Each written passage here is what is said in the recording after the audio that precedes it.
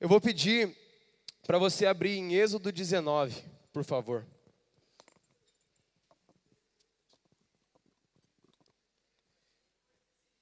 E enquanto isso, eu gostaria de dar um nome a essa mensagem.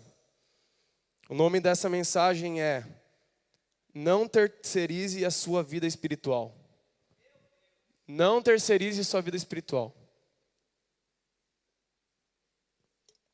Antes da gente entrar no texto, eu vou falar um pouco do que veio antes.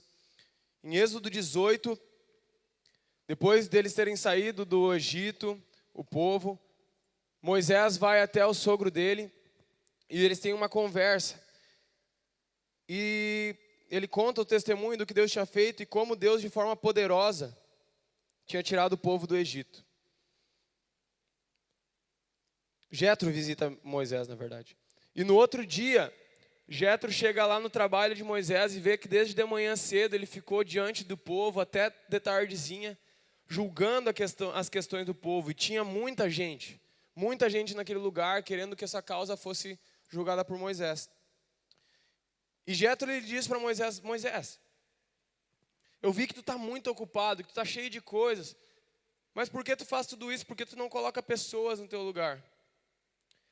E mais uma confirmação sobre essa palavra foi que ontem a gente estava no centro de recuperação e o cara que cuida lá, ele nos mostrou na palavra, em Êxodo 18, que é antes disso, ele falou que Deus deu uma palavra para ele sobre isso naquela hora, aquilo pingou no meu coração e veio chacoalhando tudo.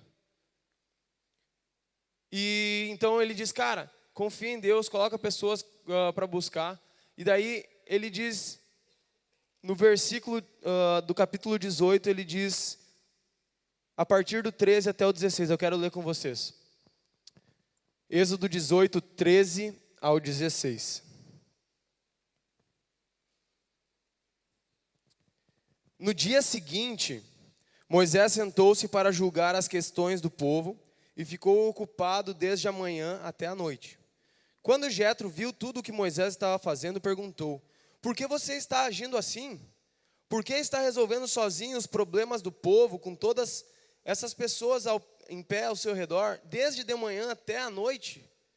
Moisés então respondeu: eu tenho de fazer isso porque as pessoas vêm falar comigo para saber o que Deus quer.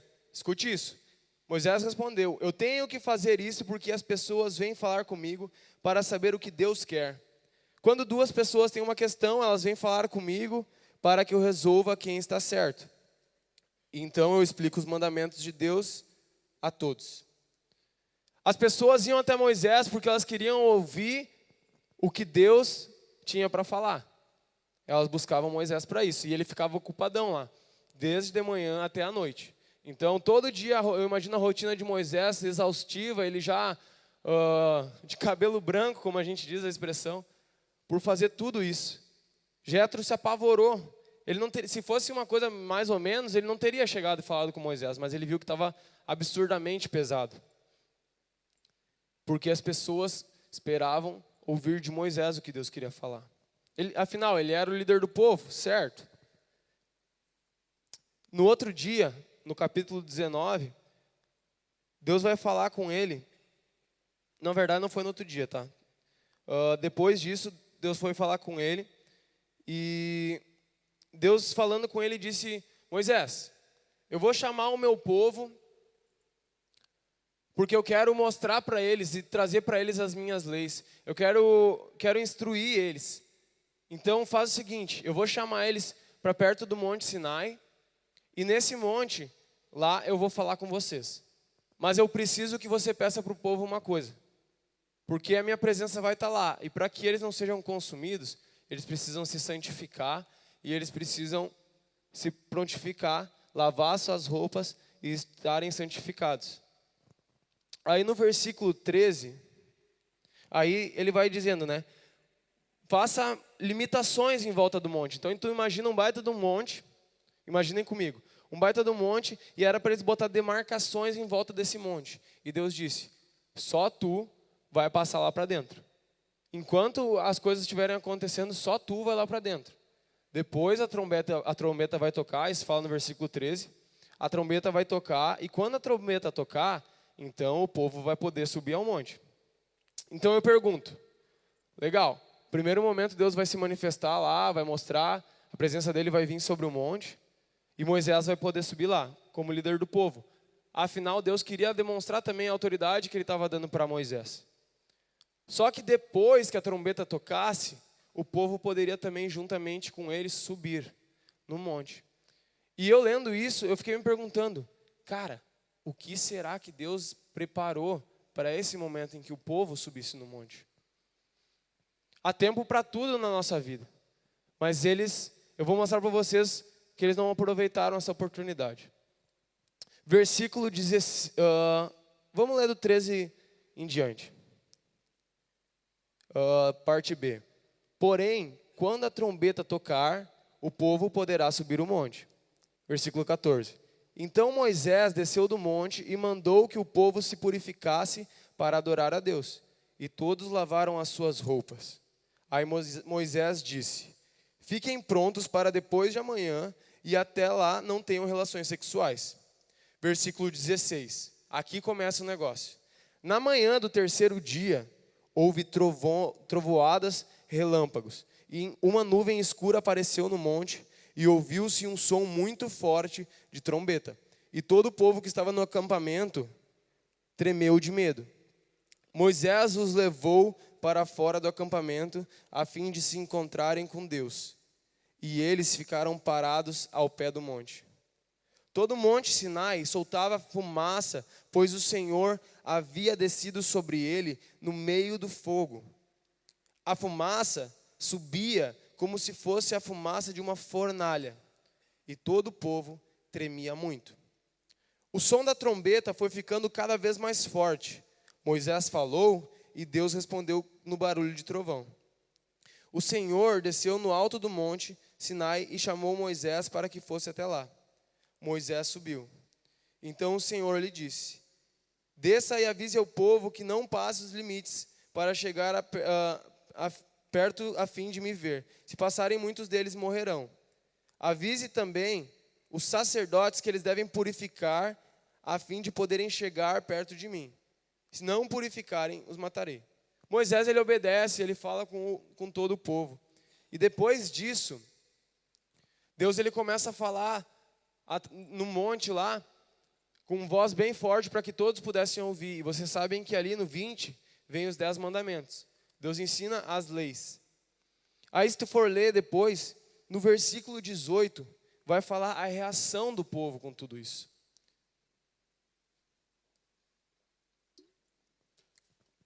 Versículo 18 do capítulo 20. O povo fica com medo. O povo ouviu os trovões e o som de trombeta, e viu os relâmpagos e a fumaça que saía do monte. Então eles tremeram de medo e ficaram longe. E disseram a Moisés, se você falar, nós ouviremos, mas se Deus falar conosco, nós seremos mortos. Então Moisés respondeu, não tenham medo, porque Deus só quer pôr vocês à prova. Ele quer que vocês continuem a temê-lo, a fim de que não pequem. E o povo ficou em pé, de longe, e somente Moisés chegou perto da nuvem escura onde Deus estava. Continuando tudo isso, então nessa parte, o povo vai lá e fala com Moisés, Moisés, não, isso aqui é demais para nós. Tá bom assim, tá bom a gente ficar indo lá e tu resolvendo as nossas questões, tu ficando lá o dia inteiro, tá bom. O povo ele não teve aquele entendimento de, cara, é Deus. Como seria bom estar perto de Deus? Mas pelo contrário, eles ficaram com medo e disseram, não. Eu prezo muito mais a minha vida do que estar perto do Senhor. Não, Moisés, isso é demais para mim. Vai lá tu, passa uns dias com o Senhor e depois tu vem e fala conosco. Então, como o povo decidiu isso, Moisés foi chamado por Deus e ele subiu no monte. E a palavra fala que ele ficou 6 dias lá. Enquanto ele ficava lá no monte, Deus falava com ele, dava as leis. E eu creio que foi muito incrível todo esse tempo que ele passou lá. Porque quando ele desceu do monte, a palavra fala que a face dele brilhava. E se tu for lá no capítulo 24,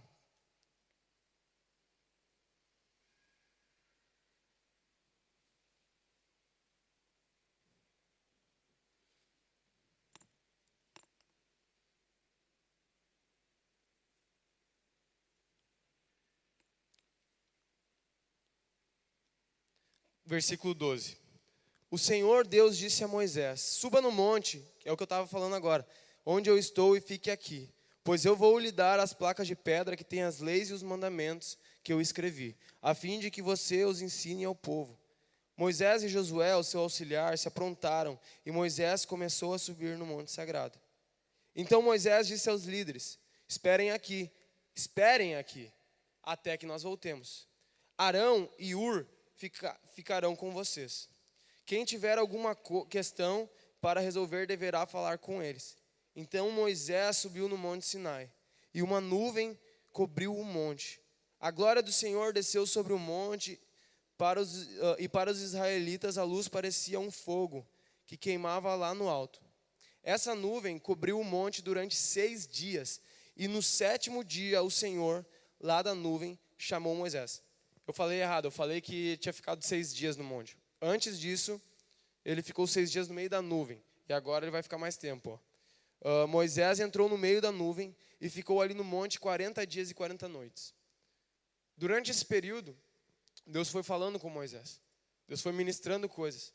E Moisés só pediu uma coisa para o povo: espere aqui, que eu voltarei. Arão e Hur vão ficar com vocês, mas esperem.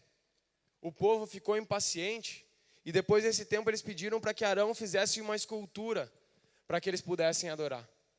Só que se você for ler, no capítulo 20, Deus estava dizendo justamente para eles não fazerem isso. Não farão imagens diante de si. Adorai somente a Deus. Então eles tinham necessidade de através de alguma coisa, de algo, poder adorar a Deus. De uma escultura, de algo. Mas Deus queria dizer: não, você não precisa de uma escultura, você não precisa de uma pessoa para vir até mim. Você não precisa de outro. Sabe, às vezes a gente não entende a maneira que Deus quer se apresentar para nós. Nesse momento, Deus ele veio com a presença dele, trovões, relâmpagos, uma nuvem, voz muito forte, som de trombetas. Mas em outros momentos na Bíblia, Deus falou por meio de uma sarça ardente, falou por meio de uma mula, falou por tantos outros jeitos. Eu quero mostrar para vocês uma outra forma que Deus se manifesta. 1 Reis 19, versículo 11.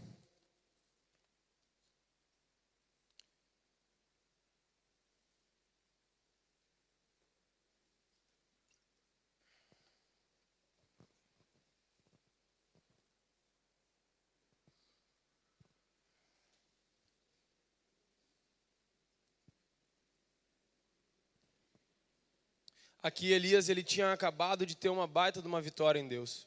O povo tinha se arrependido, e naquela época havia havia Jezabel que estava perseguindo os profetas. E, cara, 3 anos ficou sem chover, porque Elias disse para parar de chover. E naquele dia tinha chovido finalmente, o povo tinha visto que só o Senhor era Deus, que só o Senhor era poderoso. Eles declaram isso nesse capítulo. E depois disso, cara, bateu um medo tão forte em Elias. E Elias diz: Senhor, me leva daqui, me leva para ti, eu estou bem com o que aconteceu. Ele ficou com medo de ser morto por Jezabel. E aí Deus, ele diz assim: vem que eu vou te levar para um lugar. Aí chega um anjo e deu uma comida para Elias. No versículo 8 vai falar que Elias comeu, bebeu. A comida lhe deu força bastante para andar 40 dias e 40 noites até o Sinai, o monte sagrado, o mesmo monte. E Deus mandou ele subir lá. E quando ele subiu lá, no versículo 11 vai falar como Deus se manifestou a ele. O Senhor Deus disse: saia e vai ficar diante de mim no alto do monte. Então o Senhor passou por ali e mandou um vento muito forte, que rachou os morros e quebrou as rochas em pedaços. Mas o Senhor não estava no vento. Quando o vento parou de soprar, veio um terremoto, porém o Senhor não estava no terremoto. Depois do terremoto veio um fogo, mas o Senhor não estava no fogo. Deus se manifestou então num vento muito forte, num terremoto e num fogo. Mas espera aí, o Senhor não estava no fogo. Antes, no outro momento, nesse mesmo monte, fala que a presença de Deus se manifestava ali com trovões, com relâmpagos, com tantas coisas. Mas aqui diz, o Senhor não estava nisso. E no final do versículo 12 vai falar, e depois do fogo veio um sussurro, calmo e suave. Quando Elias ouviu o sussurro, cobriu o rosto com a capa. Então saiu e ficou na entrada da caverna. E uma voz lhe disse, o que você está fazendo aqui, Elias? Deus o encontrou ali de uma maneira diferente do que ele esperava. Ele esperou encontrar no fogo, na chama, no terremoto, no vento. Mas Deus, com uma brisa suave, veio falar com ele. Porque o coração dele já estava abismado. Eu imagino que o coração dele já estava enlouquecido de tanta coisa, perseguição por meio de Jezabel. Então Deus veio confortar ele e veio falar coisas com ele. Daí é onde Deus fala com ele sobre Eliseu, sobre que ele ia ungir Eliseu e separar para profeta. E aí tem o resto da história que vocês conhecem. Mas sabe, às vezes a gente fica tão se perguntando assim, onde é que está Deus, onde é que está Deus? E tu espera que seja como naquele culto que ele veio e te levou de uma maneira muito louca, te deu uma visão muito forte, sei lá, usou uma pessoa com uma palavra de conhecimento para vir falar contigo.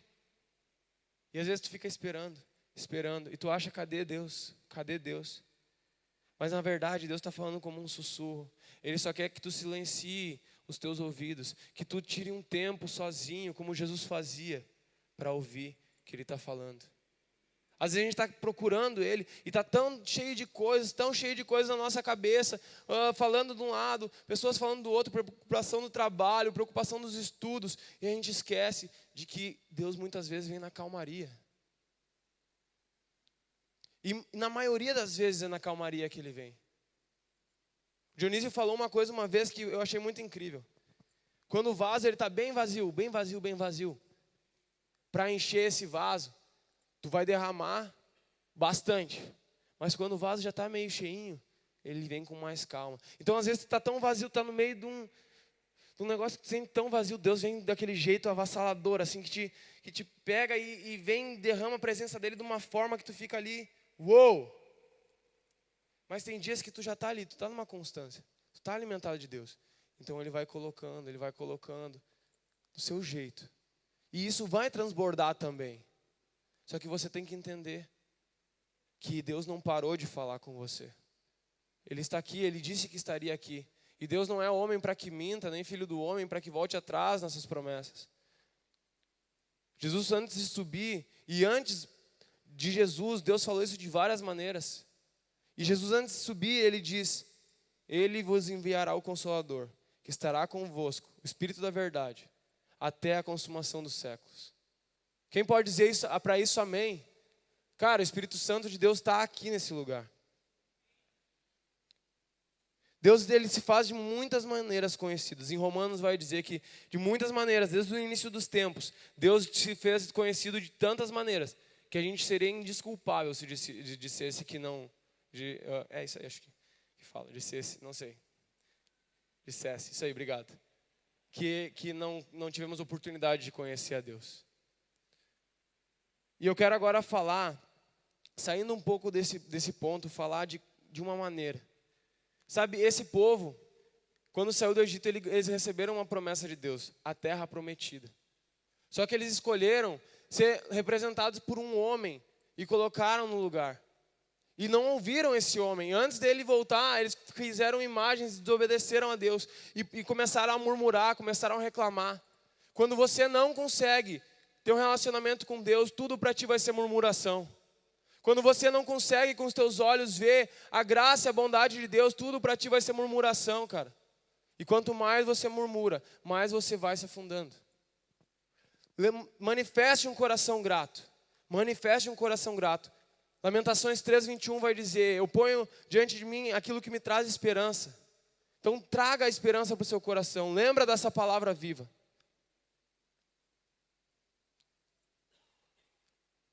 Depois disso, Moisés ele edifica um tabernáculo. Nesse tabernáculo existia 3 lugares diferentes.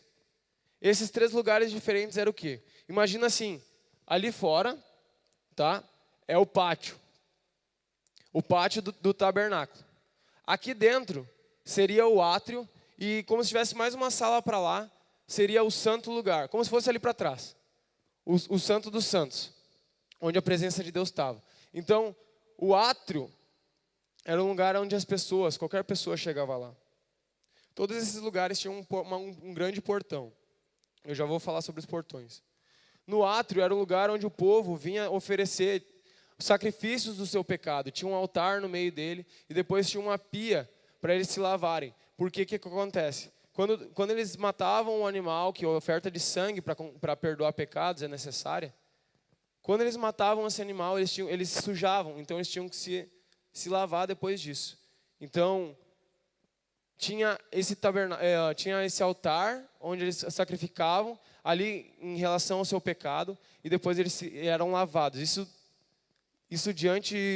Estudando isso, agora vendo com os olhos de Deus, isso tem um significado de que quando a gente entrega para Deus e pede perdão para os nossos pecados, depois Ele vem, nos purifica, nos coloca vestes brancas de louvor. E depois do átrio, tinha a entrada para o santo lugar, que era onde os sacerdotes faziam o seu serviço ali dentro. Eles ficavam ali louvando o Senhor, ficavam ali cuidando das ofertas e fazendo o serviço que Deus tinha instituído para eles. Nesse lugar tinha um candelabro, tinha as mesas dos pães asmos e tinha um altar do incensário. Essa mesa dos pães asmos, ela exemplifica que a gente pode se alimentar de Jesus, que é o pão vivo que desceu do céu, e a gente pode ser satisfeito nele. O candelabro significa que a gente é iluminado pela presença dele e é incendiado com uma paixão por Jesus. E ali no meio, o altar de incensário significa a nossa adoração, significa que a gente está exaltando o nome de Jesus. Depois, tinha mais uma porta, um portão, e ia para um santo dos santos, que era um lugar onde só o sumo sacerdote podia chegar, e naquele lugar ele podia chegar uma vez por ano, tendo se purificado. Ali ele ia fazer a manutenção, cuidar, limpar as coisas da Arca da Aliança, que era o que representava naquela época a presença viva de Deus no meio do povo. Ele ia lá e cuidava, fazia uma oferta para perdão do povo, uma vez no ano.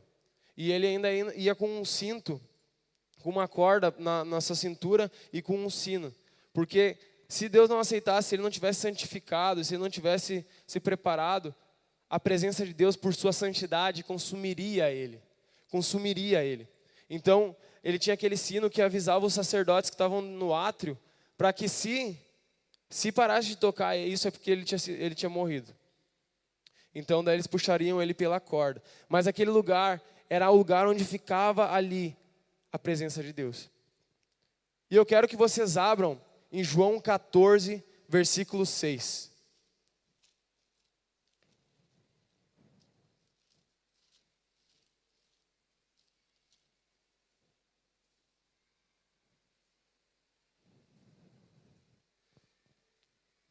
Podemos começar no versículo 5 para complementar.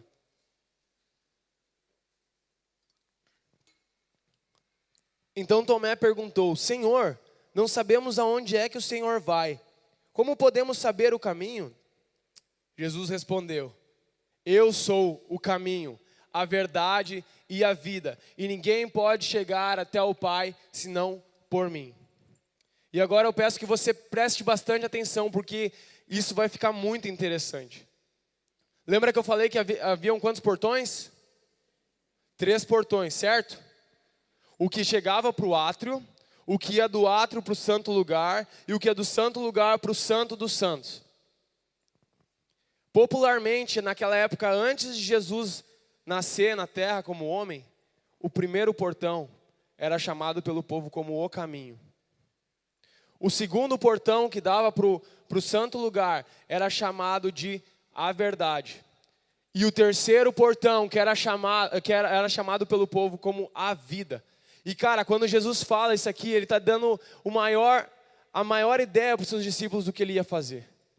Ele estava dizendo: ei, é por meio de mim que hoje vocês vão poder acessar aquela presença que estava guardada, que os outros não tinham liberdade para acessar. É por meio de mim que eu estou fazendo um novo caminho, um caminho direto ao Senhor, e eu estarei redimindo aquilo que foi perdido e entregue pelo homem a Satanás. Eu estarei redimindo a intimidade de vocês com o Pai. Por isso que a gente vê tantas imagens de um abismo e no meio a cruz, porque foi na cruz que um dia Jesus, que um dia eu vi, como que fala aquela música, os meus pecados lavados, mas muito mais que isso, naquele dia, Jesus abriu o caminho, para que a gente possa, por meio dele, ter acesso à presença gloriosa de Deus. E se você for ler, tem muito que fala sobre isso. Cara, Davi, quando ele se tornou rei em Israel, a primeira coisa que ele quis fazer foi ir atrás da arca da presença de Deus, da arca da aliança. Ele pegou 30 mil dos melhores soldados dele e foi até lá buscar. E, cara, ele dançava de alegria na presença de Deus, porque, cara, aquilo representava, ei, eu estou perto do meu Senhor, eu estou perto do meu Deus. Sabe, Davi, a palavra fala que Davi e os profetas ansiavam ter a oportunidade que hoje, por meio de Cristo, nós temos. Eles podiam ficar ali, mas de longe. Graças a Deus que eu nasci nessa época, porque hoje eu posso ser templo do Espírito Santo. Esses dias Deus estava falando comigo e Ele me disse o seguinte, cara, a humanidade inteira podia ter se juntado para criar algo, mas nunca, nem com todos os seus esforços, nem com toda a união do mundo, eles poderiam criar algo como Jesus. E, cara, vocês entendem que Deus, na sua plenitude, Ele é santo em plenitude. E o pecado não pode chegar nem perto. Quando a luz nasce, as trevas vão embora. Por isso que os homens eram consumidos quando chegavam em sua presença. Porque a nossa carne, quando a gente deu lugar para o pecado, a gente não podia mais chegar perto de Deus. Mas Deus preparou um caminho, isso por meio de Jesus Cristo. E o que eu quero dizer com isso? Eu quero dizer com isso que, cara, quando Jesus morre na cruz, Ele morreu na cruz para que Ele fosse formado em nós. E nós pudéssemos ser o templo que Davi tanto sonhava construir. Que Deus, por meio de Jesus Cristo, criou em nós um templo vivo, para que a presença dEle habite em nós, por meio do Espírito Santo. E Ele não está distante de nós, a palavra fala, e Ele não está distante de nós. Ele nos amou com amor eterno e nada pode mudar isso. Nada pode mudar isso. O véu, cara, que era um véu de 12 centímetros grosso, se rasgou de cima a baixo, representando que foi naquele momento que o caminho foi aberto. Hebreus 4,16, você pode abrir, eu gostaria que você abrisse, que você marcasse isso na sua Bíblia e que fizesse disso algo vivo na sua vida. Hebreus 4,16.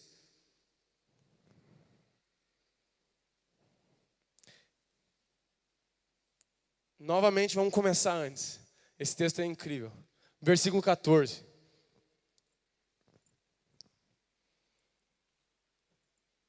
Cristo, o grande sacerdote eterno.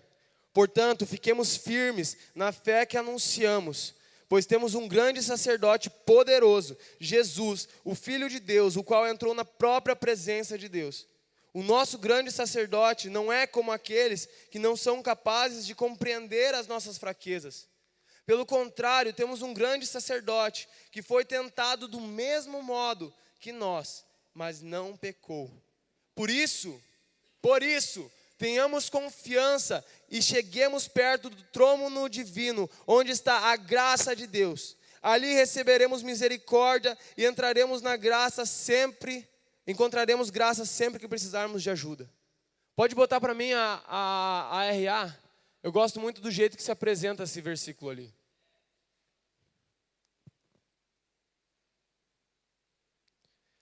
Acheguemo-nos, portanto, confiadamente, junto ao trono da graça, a fim de recebermos misericórdia e acharmos graça para socorro em ocasião oportuna. Eu queria dizer a você, Jesus morreu numa cruz para que você não faça como o povo naquele monte. Para que você não terceirize a sua vida espiritual. Não terceirize. Você, não importa o seu tamanho, a sua idade, não importa quem você é, o que você fez. Você é capaz de ter acesso a Deus por meio de Cristo Jesus. Ele não está esperando uma oração daquelas que tu vai falar os versículos sem errar, que tu vai falar palavras difíceis. Ele quer o teu coração, Ele quer a sinceridade do que está aí dentro. Se você teve um dia ruim, cara, chega para Ele, você chega com confiança e diz: ei, Pai, eu estou aqui, meu dia não foi legal. Estou pensando em desistir. 2 semanas atrás eu passei por isso. 2 semanas atrás, veio de todas as formas possíveis Satanás querendo dizer para mim desistir. Veio de todas as formas possíveis dizendo que eu não era capaz, que era grande demais as coisas. Só que não é por mim, não é sobre mim, nunca vai ser, é sobre Ele. Ele usa potes e vasos de barro para que fique bem claro que é o poder dEle que atua em nós e não o nosso.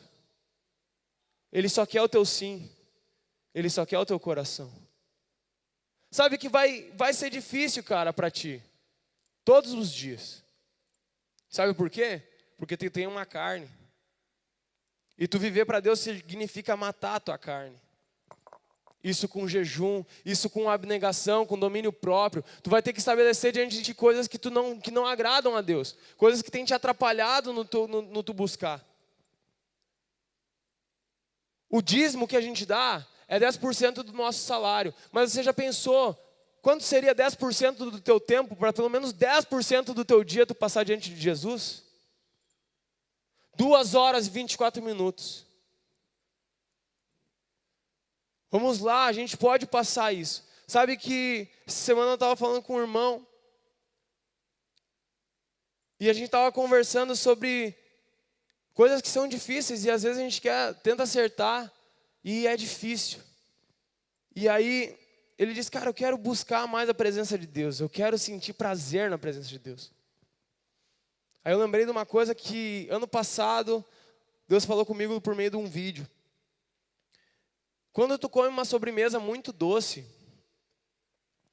teu paladar ele se programa, digamos assim, para aquele nível de açúcar, para aquele nível de doçura. E se tu for comer uma fruta depois disso, tu não vai sentir o doce e o sabor da fruta. Porque teu paladar está saturado com aquele doce, aquela sobremesa doce demais que tu comeu antes. Assim muitas vezes é na presença de Deus, cara. Por quê? Porque às vezes tu tá tão... tu acabou de ter aquele prazer do pecado, e tu, não, agora eu preciso mudar de vida, eu preciso correr agora para Jesus, vamos lá. E daí tu chega lá e tu começa a orar, e Ele é bom, Ele vem. Só que daí tu passa, e daí tipo assim... mas aquele momento do pecado parece que foi, meu Deus, tão forte. Deus é forte, cara. Mas às vezes a gente tem que silenciar o pecado, cara, para a gente poder sentir a plenitude da sua presença. E o quão saboroso é estar com Ele, o quão saboroso é ter o tempo de secreto, o quão saboroso é viver na presença dEle. Porque Satanás ele é imundo, ele vai tentar o que dá prazer para a nossa carne. E muitas vezes a gente está buscando aqui dentro o que é prazer para a nossa carne, porque a gente quer aquela sensação, aquele arrepio. Sendo que a palavra fala que Cristo nos basta, a obra dele na cruz nos basta, é a palavra dele a vida. Às vezes, cara, tu não vai sentir aquele arrepio. Tu vai sentir Deus falando contigo por meio da palavra. A palavra te analisando, te lendo e transformando o teu caráter. Então, cara, vai ser uma luta, cara, tu abnegar do pecado. Vai ser uma luta porque assim, são 2 lobos. E se tu começar a tirar a comida da carne, ela vai querer se avançar em ti para pegar. E todo dia, cara, todo dia ela vai querer comida. Todo dia tu vai sentir aquela agonia da carne. A gente já falou que Deus ele te supre completamente. E às vezes a gente vê aquela imagem do quebra-cabeça, e daí, é aquela peça ali, completa tudo. Mas eu estava pensando esses dias, cara, isso não é verdade. Aqui na terra a gente ainda tem uma carne, cara, e a nossa carne não se converte. Eu tenho essa triste notícia para vocês. Todos os dias ela vai querer e vai ansiar e vai chamar tu para o que é o mal. Então tu escolher a Deus vai significar que todo dia tu vai ter agonia na tua carne. Mas quando tu estiver na presença de Deus, orando e falando com Ele, cara, eu te garanto, isso aí vai parar. Só que nos primeiros dias, enquanto esse lobo ainda está alimentado da carne, ele vai brigar forte, cara. E ele não vai querer deixar tu alimentar o espírito. Vai ser difícil, mas você tem que permanecer, perseverar, porque Ele é fiel, Ele está contigo. E Ele te ajuda quando você está manquejando. Eu queria dizer a você, cara, é importante, valorize os seus líderes. Tenha discipuladores, tenha pessoas que vão estar contigo, te ensinando, pessoas mais experimentadas que tu, pessoas que têm mais tempo na fé, pessoas que tu vê que buscam a Deus. Se achegue perto dessas pessoas, mas não ponham elas como um pilar na sua vida, porque se um dia ela sair da tua vida, toda a construção desmorona. O único firmamento tem que ser a rocha firme que é Cristo Jesus. E nele não seremos abalados, não seremos abalados. Sabe a visão que Deus me deu agora no congresso? Quando ele estava falando comigo que o pastor Paulo pregou, ele arrebentou tudo, cara. Meu Deus, cara, que pregação do pastor Paulo. Ele falou que o nosso pouco, cara, os 5 pães e 2 peixinhos na mão de Deus é tudo. E ali Deus me disse, cara, eu vou te usar, meu, confia em mim. E aí ele me deu a visão e me lembrou do que fala 2 Reis sobre Eliseu e o ajudante deles. Eles estavam fugindo e tinha um exército contra eles dois. Um exército inteiro de pessoas contra eles dois. Eliseu estava ali firme. Mas o cara que estava junto com ele disse, Eliseu, tu não vê o exército, vamos fugir para o outro lado, Eliseu. Não está vendo aqui o exército está se levantando contra a gente? E Eliseu, ele disse, cara, confia, cara. Só confia, permanece, vamos continuar indo. E ele foi indo reto, foi indo de encontro ao exército. E aí, de novo, o cara fala ali com Eliseu, Eliseu, tu não tá vendo, homem? A gente tá aqui, os caras estão ali, meu, eles vão nos pegar, não vai ter jeito. Eliseu disse, confia, e olha o que está atrás de ti. Quando ele olhou para trás, ele viu um enorme exército do Senhor, com carros de guerra pegando, com fogo neles. Ele viu, e ele disse, cara, Deus está sempre junto com a gente que precisa entender. Às vezes vai parecer que o teu problema é um exército gigante, que tu está ali sozinho. Mas quando Deus está no negócio, cara, tu pode confiar, Ele está te guardando. E Ele levanta um exército, se for preciso, para te defender. E o exército dele não perde para ninguém. Então, eu já quero pedir para o pessoal da banda subir. E aí, mais uma vez, a gente vai louvar a Deus. E eu quero te convidar, de verdade, cara, esquecer tudo que ficou para trás. Esquece agora a tua semana, cara. Mas faz uma coisa, pelo amor de Deus, te entrega para Ele. Não deixe a responsabilidade da tua vida espiritual na vida de outras pessoas, cara. Te dobra onde tu estiver, você tem liberdade, você entende? Jesus já morreu na cruz, você tem liberdade. Então, portanto, vamos repetir mais uma vez o verso 16 do capítulo 4 de Hebreus. Portanto, achegai-vos, portanto, confiadamente diante do trono da graça por meio de Cristo Jesus, a fim de recebermos misericórdia e achamos graça para socorro em ocasião oportuna. Então nessa noite eu quero te convidar a de verdade, sabe, de verdade, meu, a sondar o teu coração, sondar a tua mente. Será, Deus, que eu estou te buscando por mim, ou estou esperando, estou me escorando em outros para buscar a Ti? Eu já me escorei muito em uma pessoa, e quando a pessoa saiu de perto de mim, eu tive que aprender a buscar Deus por minha conta, e foi um período bem conturbado. Eu pensava que eu estava bem com Deus, mas na verdade eu estava com... É como se minha construção toda tivesse um pilar no meio, só que esse pilar não era Jesus. E quando foi tirado aquele pilar, toda a construção, tudo aquilo que eu estava construindo em Deus, aparentemente foi destruído.